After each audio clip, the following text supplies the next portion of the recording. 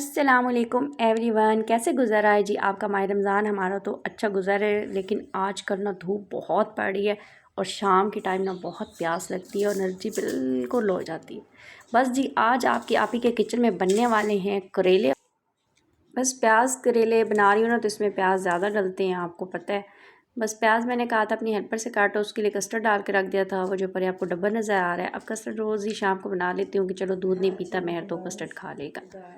Helper अब चली गई थी और इसके बाद मैंने करनी थी कुकिंग। मेरी यही कोशिश होती है ना कि माह रमज़ान में सुबह के टाइम यानी दोपहर के टाइम में अपनी जो ये वाली कुकिंग होती है, सालन बनाना या आटा गूंदना, इनसे मैं फ़्री हो जाऊँ ताकि शाम को आराम से स्नैक्स बनाऊँ, पानी वगैरह बनाऊँ। क्योंकि रोज़ों में मेरे ख़्याल में अपने आप को इतनी ज़्यादा मुशक्क़त में डालना सही नहीं होती, क्योंकि फिर बंदा इबादत भी नहीं कर सकता और अपनी जो दिन भर की ड्यूटीज़ होती हैं ना, उन्हें भी सही तरह से अंजाम नहीं दे सकता। हम जो कि एक माँ होती हैं और एक बीवी होती हैं, लिहाजा हमें अपने घर को देखने के लिए ख़ुद को भी सही रखना है ना, यानी अपनी सेहत को भी देखना है कि हम भी सही रहें ताकि हमारा घर भी अच्छे से मैनेज रहे। बस अब करेले बना रही हूँ। पहले मैंने डाल दिए थे करेले, उसको थोड़ा ब्राउन करके अंदर ही प्याज डाल दिए, टमाटर डाल दिए और सारे मसाले जार डाल के हल्की आंच पे रख दूँगी। मैं अक्सर अगर थोड़ी करेले बना रही हूँ ना, तो ऐसे ही बनाया करती हूँ। बस जी ये पक जाएंगे तो इसके बाद अभी मैंने दूध भी बॉयल करना था और भी बहुत से काम थे जो आप आहिस्ता आहिस्ता अब आप मेरे व्लॉग में देखेंगे। बस जी करेले अच्छी सी लुक के साथ आपके सामने हाजिर हैं। करेले मैं अक्सर कढ़ाई में ही बनाती हूँ, आज तक समझ नहीं आई वैसे मेरी ये लॉजिक कि मैं क्यों बनाती हूँ। चलें अब दूध करते हैं बॉयल। बॉयल होते ही मैंने ऊपर रख दिया था कस्टर्ड, तो कस्टर्ड बनाते साथ ही जेली। ये हो नहीं सकता कि मैं बनाऊँ कस्टर्ड और जेली ना बनाऊँ। हाँ, घर में ख़त्म हो ना हो तब और बात। बस जी कस्टर्ड डाल के तो इसके ऊपर जेली वगैरह डाल डोल के इसको रख दें मैं फ्रिज में ताकि ये हो जाए ठंडा, और इसके बाद अपने करेंगे बाकी काम। अच्छा, सबसे पहले तो जो मेरे न्यू सब्सक्राइबर हैं उनका शुक्रिया अदा करती हूँ क्योंकि उन्होंने मेरे चैनल को सब्सक्राइब किया। और जो मेरी बहनें मुझे अच्छे अच्छे से कमेंट्स करती हैं ना, पढ़ के दिल खुश हो जाता है और वाह हो जाता है।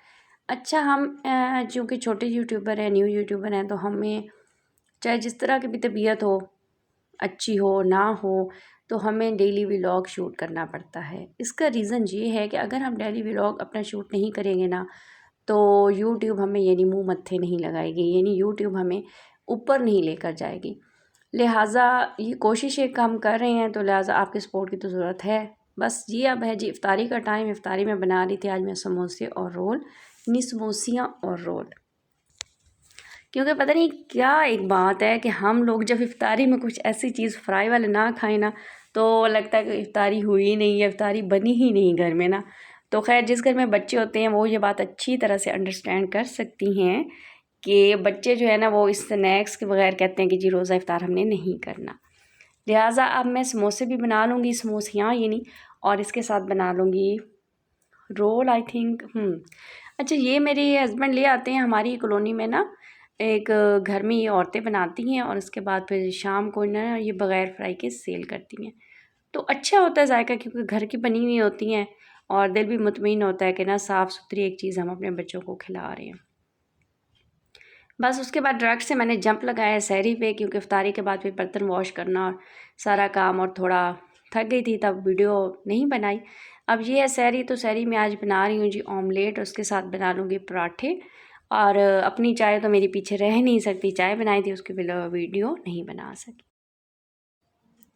बस तो इस टाइम सहरी का जब टाइम चल रहा होता है, उसके बाद सहरी करने के बाद मैं पहले नमाज़ पढ़ती हूँ और नमाज़ पढ़ने के बाद अपना जो है ना बर्तन धो लेती हूँ, किचन को नीट कर लेती हूँ ताकि मैं उठूँ ना तो ज़्यादा झंझट ना हो।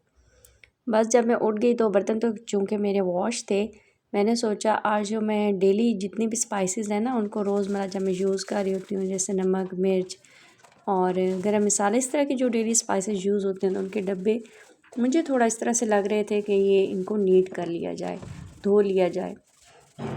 बस अगर हम अपने घर को डेली देखते रहें ना कि क्या चीज़ है, हर एक चीज़ उठा उठा के उसको नीट कर लें, यानी हर रोज़ पे एक काम रख दें, तो वो मेरे ख़्याल में घर बहुत अच्छी तरीके से मैनेज रहता है और हम भी नहीं थकते। ये बहुत मज़े की एक टिप और बहुत मज़े की आदत है, बात है, हैबिट है, जो भी इसको आप ले लें।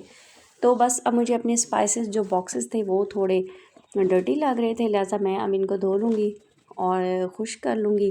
खुश्क करने के बाद इनमें फिर सारे स्पाइसेस डाल लूँगी। जितने भी इनके स्पाइसेस थे वो मैंने निकाल के प्लेट में रख दिए थे साइड में, और अम्मी को धो रही थी और मेरी जो हेल्पर थी वो घर की सफाई कर रही थी।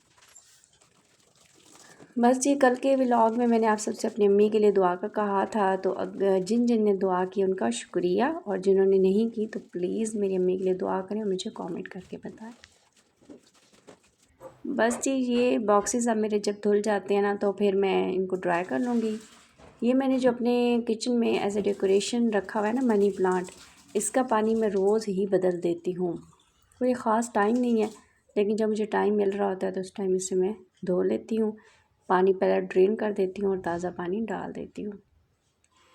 ये भी मेरे किचन के कॉर्नर को चार चांद लगाए रखता है, तो मैं इसकी किस तरह से ख्याल ना रखूँ।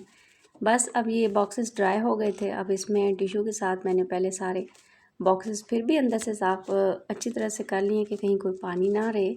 तो उसके बाद इनके अंदर सारे जो मेरे मसाले हैं उनको उनके मखसूस डब्बों में डाल के तो मैंने कैबिनेट में रख दिए। आज का ये वाला मेरा काम भी हो गया और अब मेरा व्लॉग भी ख़त्म हो गया। तो मुझे लाइक, शेयर और सब्सक्राइब मेरे चैनल को ज़रूर किया करें।